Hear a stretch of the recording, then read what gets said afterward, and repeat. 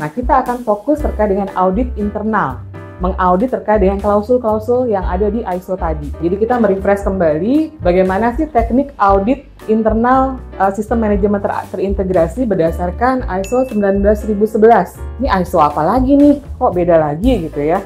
Nah, ISO 19011 ini adalah ISO yang khusus menerbitkan standar terkait dengan bagaimana mengelola audit sistem manajemen.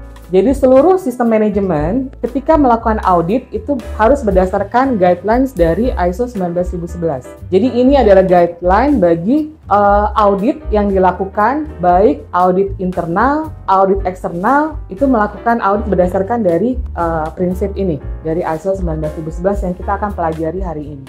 Versi yang terbaru masih 2018, belum ada update versionnya, masih yang 2018. Dan harapannya Pepsi bisa meningkatkan tingkat maturitas audit ya, audit internal SMT, serta meningkatkan kompetensi auditor internal Pepsi, gitu ya. Maturitas audit ini artinya semakin tahun temuan auditnya itu makin bagus. Kok makin bagus gitu ya? Artinya bukan makin turun, temuannya makin turun, tapi kualitas dari temuan auditnya itu makin baik.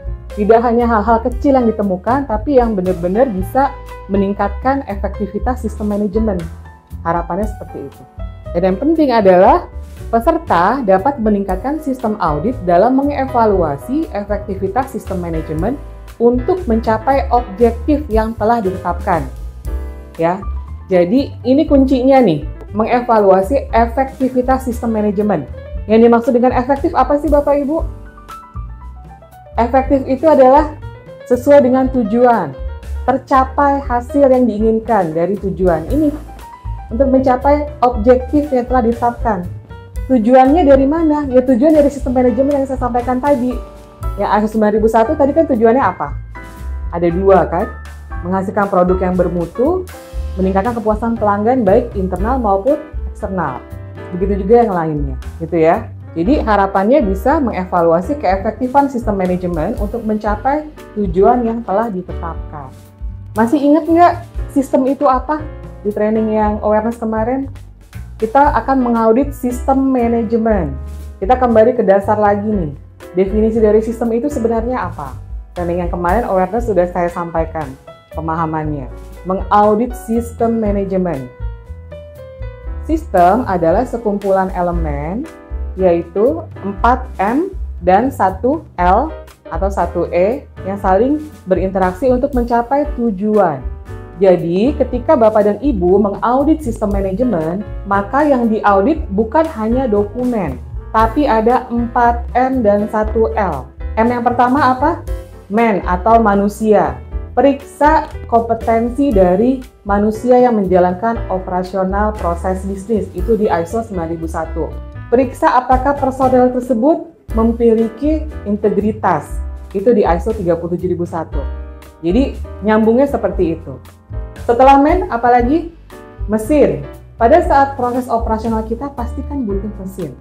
Periksa apakah mesin yang kita operasikan itu dipelihara dengan baik. Apakah ada jadwal pemeliharaannya? Seperti itu. Itu contohnya. Selain mesin, men yang ketiga, metode. Metode itu adalah seperti kita punya STK, ya operasional terkait dengan sistem tata kerja kerja gitu ya, tata kerja di operasional bisnis kita. Metode adalah STK kita, gitu ya. Jadi STK juga harus dicek, harus diperiksa. Apalagi material, ya material apakah sesuai dengan spek yang diharapkan, yang ditentukan, gitu ya. Nah itu diperiksa juga. Yang terakhir adalah environment atau lingkungan. Apakah pada saat proses operasional bisnis kita itu ada misalnya ada banjir kah? Kemudian apakah ada lantai yang licin kah? Gitu ya. Itu terkait dengan ISO 14001 dan juga 45001 yang bisa terjadi kecelakaan. Gitu ya. Pekerja jadi tidak aman di saat bekerja. Untuk mencapai tujuan daripada sistem manajemen tersebut, gitu ya. Itu yang nanti kita akan tekankan di situ. Nah, hari ini kita akan fokus kepada teori, tapi nanti kalau misalnya siang, Bapak dan Ibu ngerasa kita diskusi aja deh terkait dengan audit yang tahun lalu, temuan-temuannya seperti apa, itu boleh. nggak apa-apa, karena waktu kita panjang ya sampai dengan besok. Nah, kemudian nanti materi ini akan saya sampaikan dan Pak Agung juga sampaikan semuanya ya terkait dengan materi-materi ini. Nah, ini ya, jadi ada 3 tujuan audit sistem manajemen. Yang pertama adalah untuk menentukan apakah sistem manajemen telah sesuai dengan standar atau persyaratan yang ada di klausul. Bapak dan Ibu sudah pernah lihat ISO, klausul ISO? Atau yang ada di SNI ISO, itu kan ada klausul, ada 10 klausul, di mana dari 10 klausul itu yang kita implementasikan, kita lakukan audit, itu mulai dari klausul 4 sampai dengan klausul 10. Ya, 4 sampai dengan 10.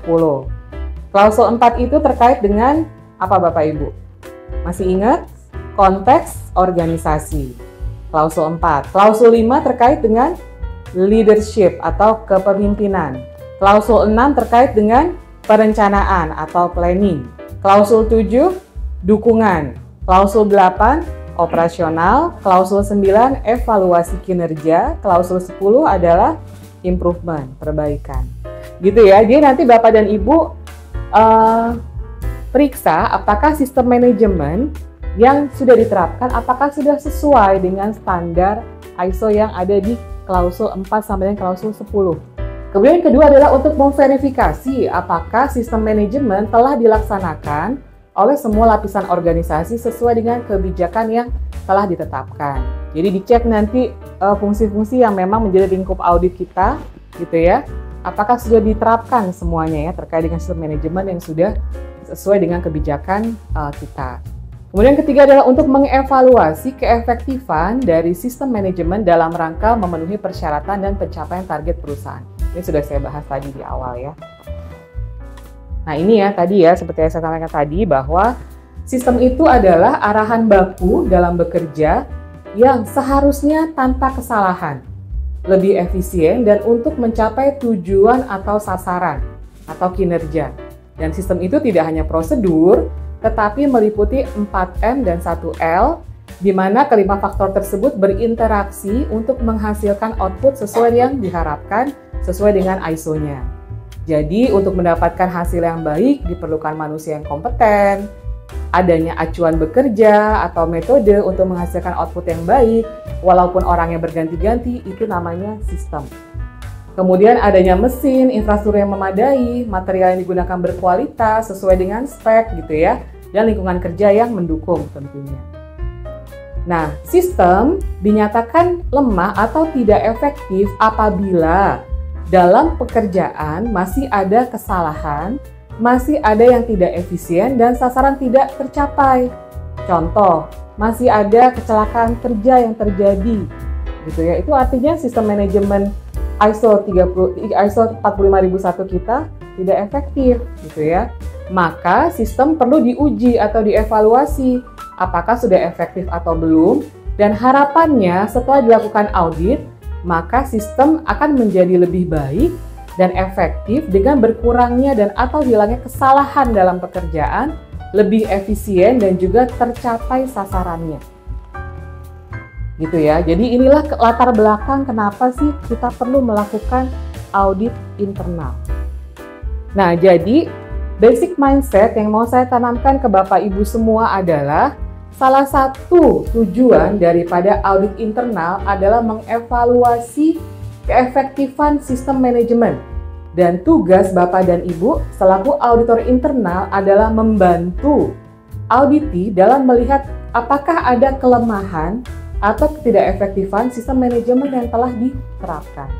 Jadi tugasnya mulia Bapak Ibu, membantu auditi dalam melihat apakah ada yang tidak efektif atau apakah ada yang lemah dalam sistem manajemen yang telah diterapkan.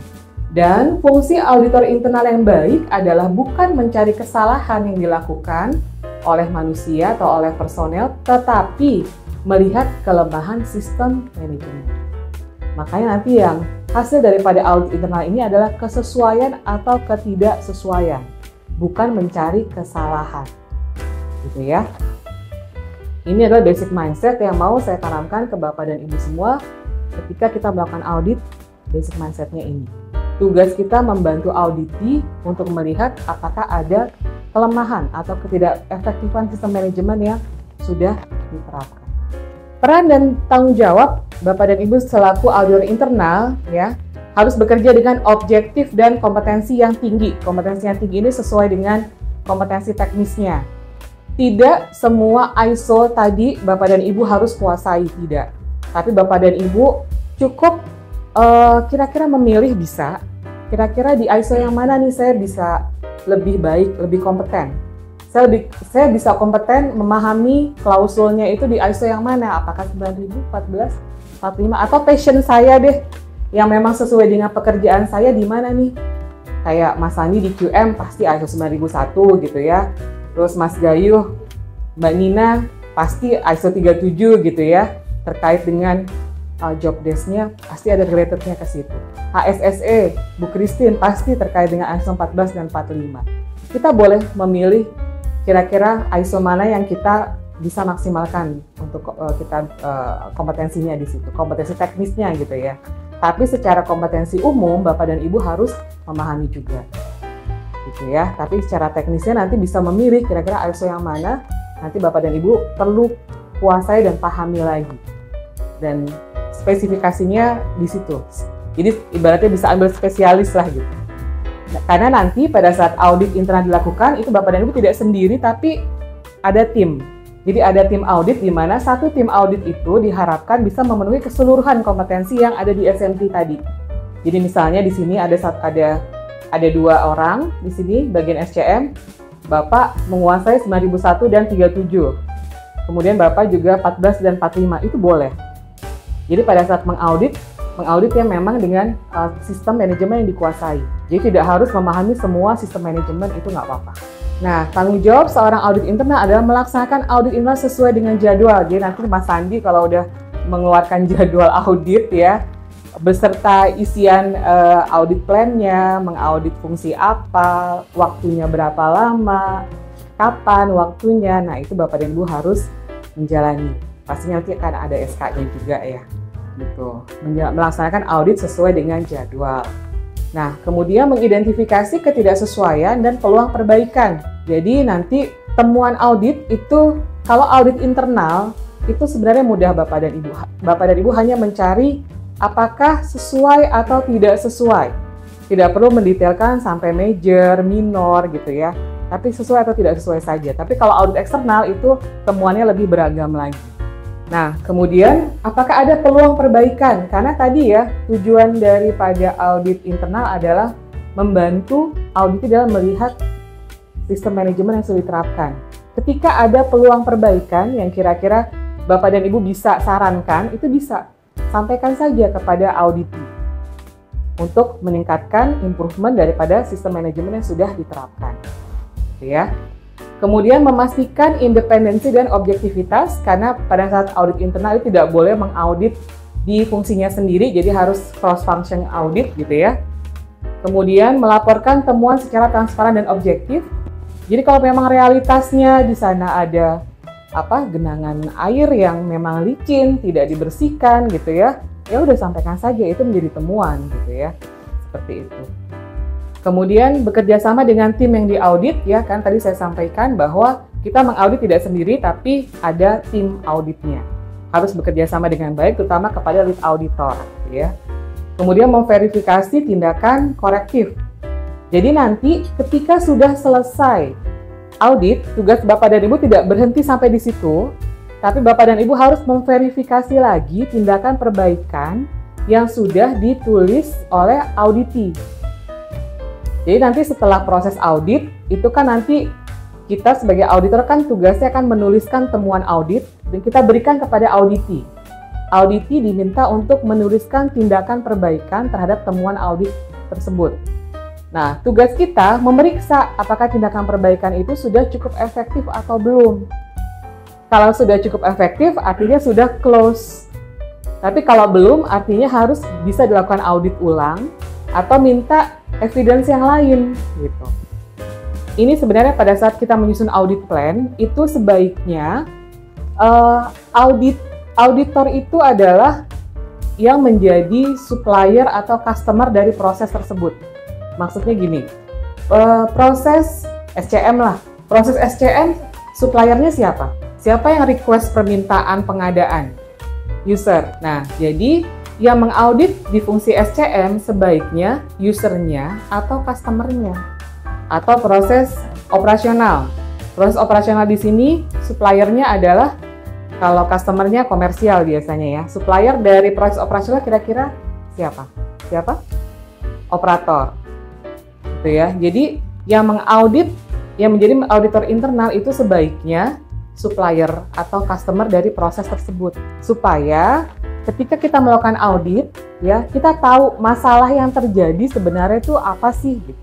Dan kita ingin melakukan perbaikan terhadap masalah yang terjadi, dan itu sebenarnya bisa kita masukkan ke dalam checklist audit kita, karena kita kan audit internal ya, yang tahu masalah di dalam internal perusahaan kita kan artinya kan bisa supplier atau customer dari fungsi yang ada di dalam organisasi kita.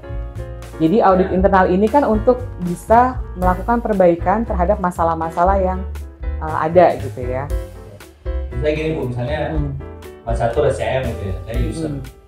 Saya tahu banyak masalah sama dia nih, saya audit dia gitu kan. Jadi kayak penilaian kan, bukan audit gitu. Kan ada checklistnya Pak. Panduannya jadi nggak subjektif, jadi nggak objektif gitu nilai Mas Saturnya, karena saya punya masalah gitu. Apa dari fungsi lain yang mengaudit kalau sama teman-teman? Ya, ini sebaiknya seperti ini. Kenapa? Supaya tadi masalah-masalah yang ada yang memang terjadi itu harus ada perbaikan kan terhadap masalah tersebut pastinya kan. Dan pastinya tahu kan adalah supplier atau customer dari fungsi tersebut yang benar-benar tahu masalah yang ada. Tapi ingat bahwa ini dikaitkan dengan sistem manajemen yang kita terapkan. Karena kita nggak langsung ujuk-ujuk masalah cemburu atau apa gitu ya, masalah pribadi, nah itu masuk di situ nggak boleh.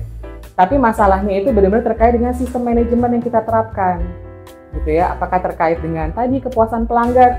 Lama banget nih SCM nih, pengadaan sampai berapa lama, nggak kelar-kelar gitu kan.